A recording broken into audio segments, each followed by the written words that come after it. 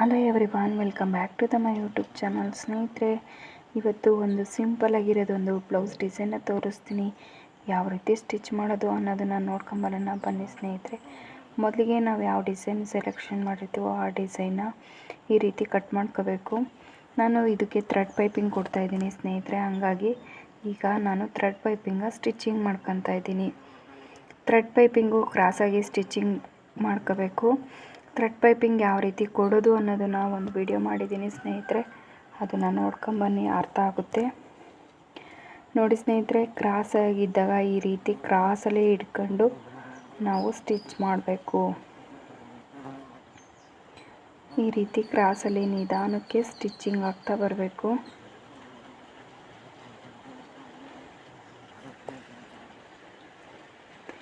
ಇಲ್ಲಿಗೆ ಬಂದು ಸೂಜಿನ ಕ್ಲಾತ್ ಮೇಲೆ ಬಿಟ್ಟು ನೀಟಾಗಿ ತಿರುಗಿಸ್ಕೋಬೇಕು ಸ್ನೇಹಿತರೆ.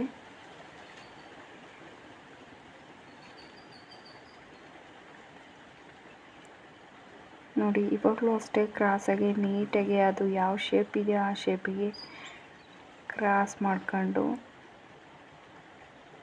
ಸ್ಟಿಚ್ ಆಗ್ತಾ ಬರಬೇಕು.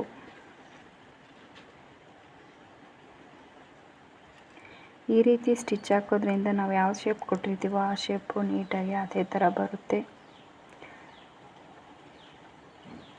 ಇವಾಗಂತೂ ಥ್ರೆಡ್ ಪೈಪಿಂಗ್ಗೆ ಟ್ರೆಂಡಿಂಗು, ತುಂಬ ಚೆನ್ನಾಗಿ ಕಾಣಿಸುತ್ತೆ ಥ್ರೆಡ್ ಪೈಪಿಂಗ್ ಕೊಟ್ಟು ಸ್ಟಿಚ್ ಮಾಡಿದ್ರೆ ಬ್ಲೌಸು.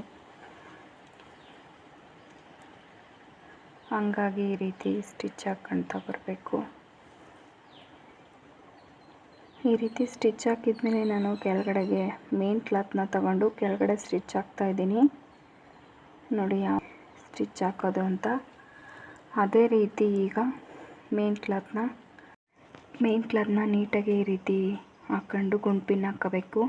ಎಲ್ಲೂ ರಿಂಕಲ್ಸ್ ಬರಬಾರ್ದು ಅಂದರೆ ಈ ರೀತಿ ನೀಟಾಗಿ ಎಳೆದು ಗುಂಪಿನ ಹಾಕ್ಕೊಂಡು ಸ್ಟಿಚ್ ಹಾಕ್ಕೊಂಡ್ರೆ ನೀಟಾಗಿ ಯಾವ ರೀತಿ ಡಿಸೈನ್ ಇರುತ್ತೋ ಅದೇ ರೀತಿ ಬರುತ್ತೆ.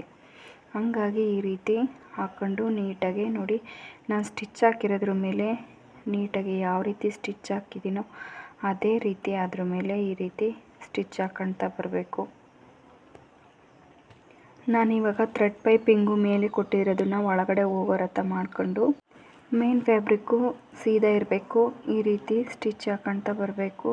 ಸ್ಟಿಚ್ ಹಾಕ್ಕೊಂಡು ಒಂದು ಅರ್ಧ ಇಂಚಿ ಗ್ಯಾಪಲ್ಲಿ ನೀಟಾಗಿ ಕಟ್ ಮಾಡ್ಕೋಬೇಕು.